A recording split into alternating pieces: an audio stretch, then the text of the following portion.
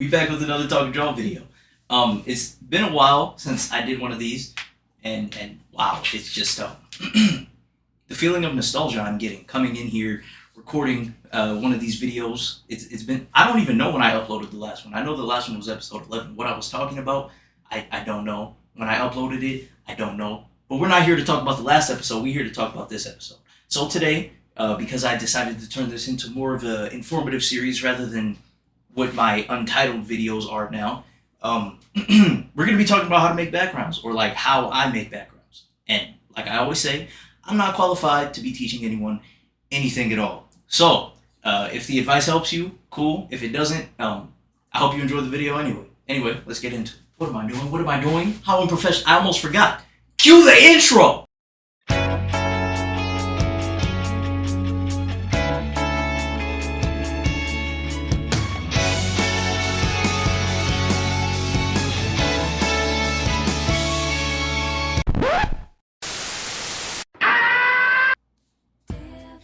Since it's been a long while since I last recorded a time-lapse video in my drawing software, I figured that maybe I could use some of the stock footage that I had for future Talk and Draw episodes to make this one possible. And that's exactly what I did. So the drawing you're looking at is not very recent, I believe. Let me actually check my phone, because I don't remember when I posted this one.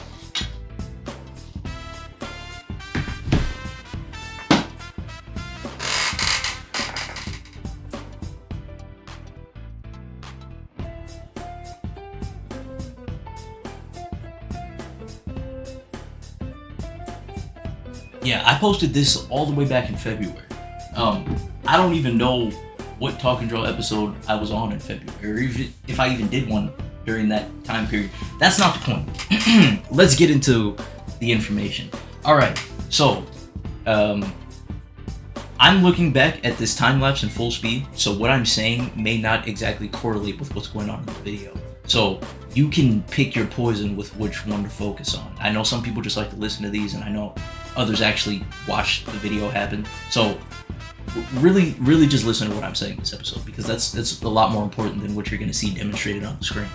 When it comes to making backgrounds, there's a lot of things that you have to consider in order to make it feel realistic. Now, I'm not saying that, backgrounds have to be realistic, because that's more of a stylistic choice than anything. For me, my backgrounds, I feel, well, at least at the time, they were a lot more realistic than my drawings. And I don't think than my character drawings, I don't think there's anything wrong with that per se. But if that's what you're going for, then this is the video for you. Like I said, there are a lot of things to consider when you first start making a background. First thing is, you want to make sure that however you have your character posed is really going to determine how the background is drawn. Mainly for illustration, this doesn't so much apply for comics or anything like that, because they follow different rules when it comes to paneling and shape of the frames and all that. But for illustration, you really want to consider how you're posing the character, what perspective they're in, so you know what perspective to draw the backgrounds in. So there is a bit of a bar to entry to doing backgrounds correctly, I believe, because it takes a decent understanding of perspective, at least at the bare minimum level, I'd say 1 to 3 point perspective, at least, is required to make a convincing background. Or at least that's what I taught myself before I started making intricate backgrounds of my illustrations. So, I'll put some examples up on the screen of what 1 to 3 point perspective is, because I don't make perspective grids when I draw my backgrounds. I kind of just freehand them. I freehand them, and like I said, I make them correspond with how the character is posed. So in this time lapse, this was an illustration that I drew purely out of inspiration before Denzel Curry dropped Melt My Eyes, See Your Future. Fantastic album, by the way. Please listen to that shit if you haven't.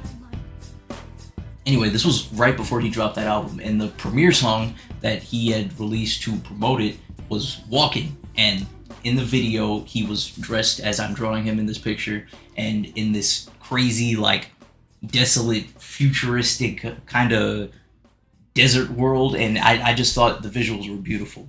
And I was like, I gotta draw something. It has to happen. So, in bar with the song, in line with the song, where he's like, the name of the song is called Walking. In the video, he's walking through the desert. So I was like, I'm gonna draw this nigga walking through the desert.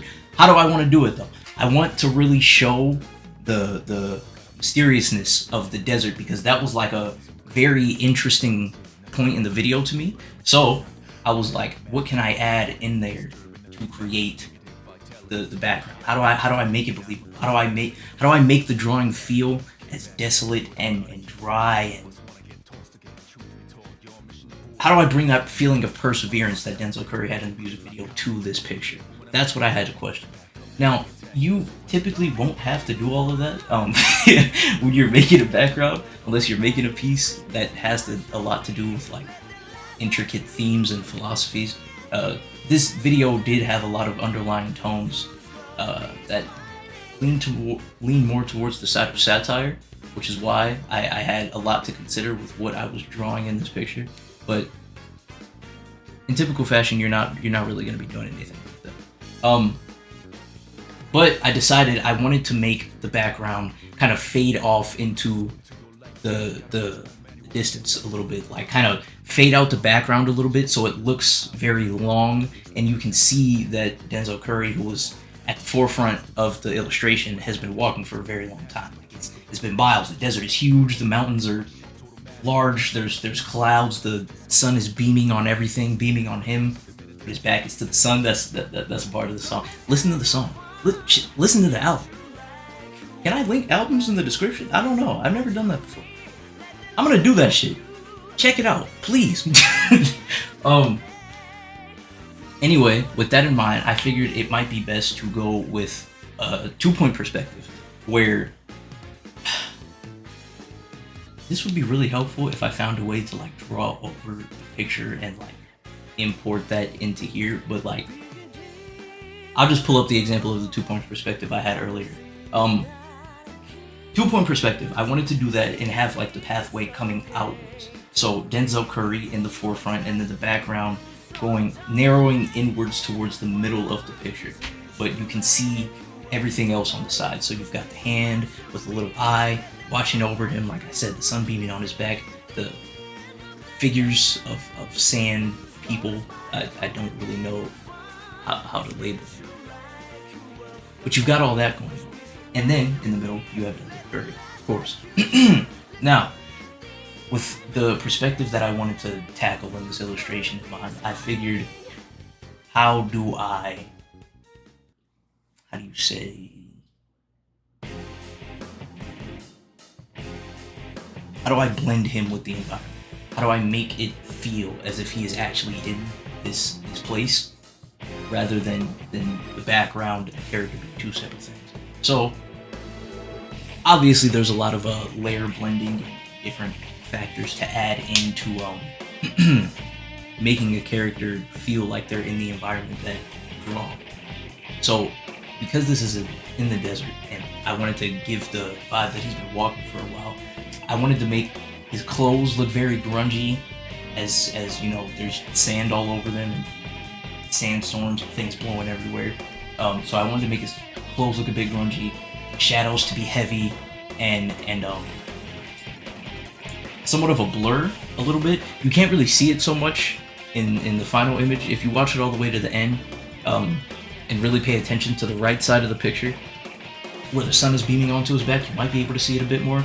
But it's just little details like that that make your backgrounds and your characters come to life in a way that they really wouldn't if you didn't consider all of the environmental factors and how they affect whatever is going on in them. So for the sand, one thing that I would recommend is a grainy airbrush, or like a noise airbrush, to create like the speckles of sand and like give it the actual texture. I did that a bit and it doesn't come through that much, but the blending I did with the shapes throughout each of the layers of the background, I think portrays it well enough in a manner to make the illusion that it's sand. Because I don't look at this and think like, that's it's clay or it's grass, because grass is not, it doesn't look like sand. And so, I created the sand using the airbrush and a whole lot of shading and blending to make the shadows on the sand look smooth so they don't look so rough and coarse. Even though sand is a rough and coarse material, it looks very smooth and illustriously suave as you walk across it, you know? Like if you've ever been to the beach or in the desert, I would hope you're not in the desert, because that's a pretty life-threatening situation if you ask me. You would know what I'm talking about. Sand doesn't look very rough. It looks relatively soft. And so that's the feeling that I try to create with that. What I like to do personally when I want to make something look a bit softer is I will copy all of the all of the layers that I have. So like every layer that I use to make the background, I'll copy it, I'll duplicate it, merge the layer, merge all of the copied layers, and then I will put it on soft light. Then once it's on soft light, I go to filter, and then I put a Gaussian blur over it. So then it kind of gives the image this not per se a gloss effect, but it makes the contrast heavier, the colors pop a bit more, the shadows look darker, and I feel like that's most fitting for environments that have a lot of sunlight in them. But honestly, you could do it with anything. You really could do it with anything. I think it's a pretty nice technique to add. I actually picked that up from another artist that I studied, but I incorporated that shit into my own toolkit because it's very visually appealing, I'll say. Anyway, with all of that said and done, you now have your character, your background, your character blended into the background highest caliber of detail that it can be, or you know, as detailed as you want it to be. And so all that's left is to like and subscribe. I really hope you enjoyed this video. Thank you for watching. I will be dropping another Talk and Draw sometime this month. What I'll be talking about, I'm not actually no. The next Talk and Draw video will be the 56-page arc video that I was talking about in my promotion for the month of October for this channel.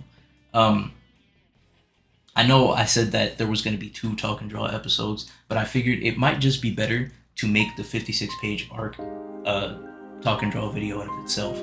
I don't have a time lapse of me creating those pages because I gave my laptop away and forgot to save the file onto my Google Drive.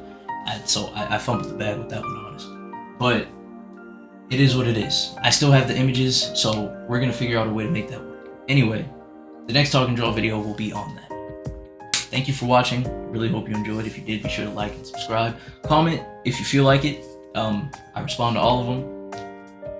And thank you for watching again. Cue the outro. I'm out of here. Leaving. Need some water.